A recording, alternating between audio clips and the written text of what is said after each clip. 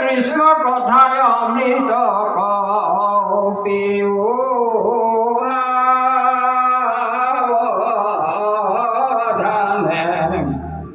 পরিও যতন যাবে প্রাণ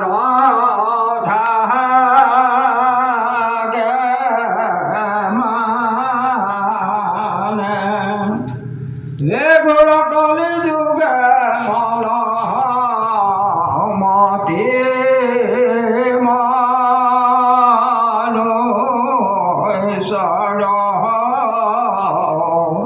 নাহি আন ধর্ম হরি অকীর্তন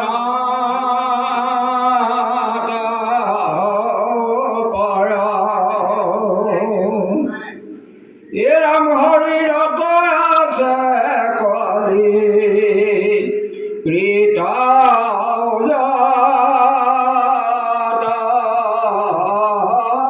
দুঃখ অগুসুক প্রথমে করা হরি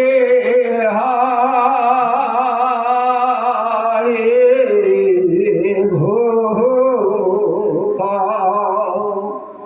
এ কৃষ্ণ চরণে করো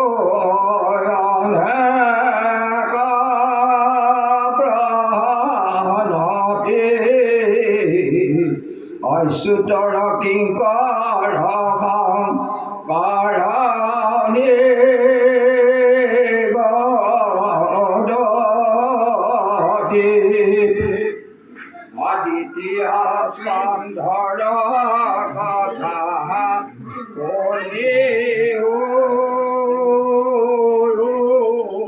সুখে নৃপতির প্রশ্ন পাশে কোনে মুনি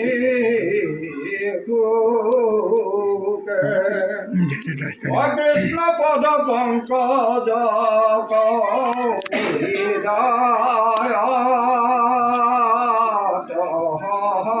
ধরি দিলান্ত গিধান্ত কাঙ্ক সাধু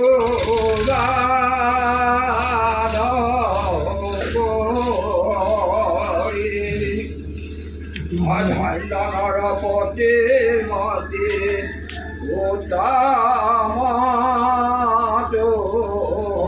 মার বুঝিলা যিটো কথা সংসাৰ সাৰ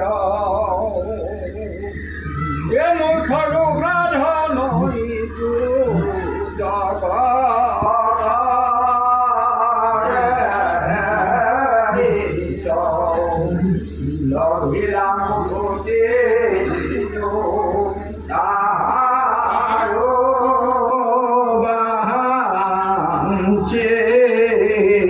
ইটো কৃষ্ণ কৃষ্ণ কৃষ্ণ। আমি প্ৰথমতে পাইছোঁ যে ভাগৱত মহাধৰ্ম। এতিয়া ভাগৱত মহাধৰ্ম আমাৰ গুৰুজনে মাত্ৰ এটা বাক্যত আমাক দি থৈ গৈছে।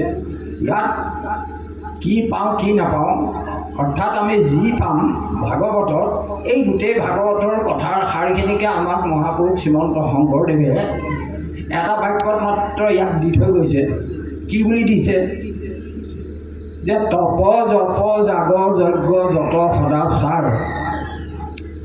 মন কৰিব যে তপ জপ জাগৰ যজ্ঞ যত সদাচাৰ, ধন জন পুত্ৰ ভাৰ্যা গৃহ আপোনাৰ, এই গোটেই বস্তুখিনি তপ জপ জাগ যজ্ঞ আৰু আমি যিখিনি সমাজত কৰি থাকোঁ সদাচাৰ, এই সদাচাৰবিলাক ধন জন পুত্ৰ ভাৰ্যা গৃহ আপোনাৰ, এই সমস্তকে শুদ্ধভাৱে অৰ্পিবা কৃষ্ণত, ইয়াকে গুলয় ধৰ্ম মহাভাগৱত।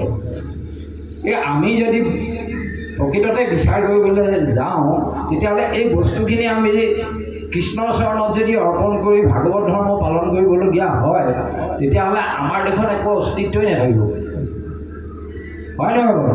আমাৰতো একো অস্তিত্ব নাথাকিব। আমি ইমান কষ্ট কৰি আজীৱন চাকৰি বাকৰি কৰিছোঁ, কৰ্ম কৰিছোঁ, কৰি তাৰ পৰা ধন উপাৰ্জন কৰিছোঁ, কৰি ঘৰ সংসাৰ পাতি আমি ল'ৰা সতি সন্তান জন্ম দিছোঁ, সিহঁতৰো সংসাৰ আমি পাতি মেলি দিছোঁ। এতিয়া অৱশেষত আমাক শাস্ত্ৰই কি বুলি ক'লে যে ধনজনক ভাৰ্যাপুত্ৰ মানে গৃহ আপোনাৰ সমস্তকে শুদ্ধভাৱে অৰূপিবা কৃষ্ণতো ইয়াকে বোলে ধৰ্ম মহাভাগৱত।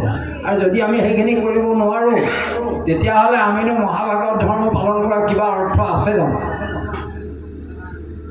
আমি প্ৰাথমিকভাৱে যদি চিন্তা কৰোঁ তেতিয়াহ'লে আমি সেই কামখিনি যদি কৰিব নোৱাৰোঁ তেতিয়াহ'লে আমি ভাগৱত ধৰ্ম পালনো কৰিব নাপাৰোঁ বা নোৱাৰোঁ।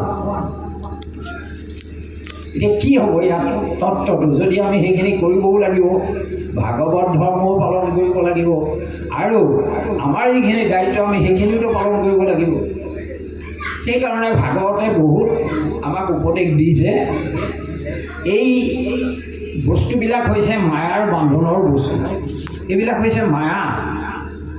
এই মায়াৰ পৰা হাত সাৰিবলৈ, মায়াৰ বান্ধোন ছেদ কৰিবলৈ আমাক ভাগৱতে শাস্ত্ৰই, গীতাই হওক, ভাগৱতেই হওক বা অন্যান্য গুৰুজনৰ অৱদিত যিসকল শাস্ত্ৰ আছে এই সমূহ শাস্ত্ৰই আমাক মাত্ৰ সেইটোৱে কৈছে যে আয়ু যায় আলে জালে খেতিখনে ধৰে কালে। তেতিয়াহ'লে আমি কি কৰিব লাগিব? আমাৰতো আয়ুসটো গৈ আছে, নিৰন্তৰ আমাৰ আয়ুস গৈ আছে। আমাৰ দিনটো গ'ল মাত্ৰ বোলে 70 বছৰ এদিন গ'ল, বছৰটো চাই থাকোঁতে গ'ল তাৰমানে 71 বছৰ ধৰি দিলে। এনেকৈ আমাৰ দিনবিলাক সদায় পাৰ হৈ গৈ আছে। কোন সময়ত আমাক কালে ধৰিব, আমি কেতিয়ানো মৃত্যুৰ মুখত পৰিম সেই কথাটো আমি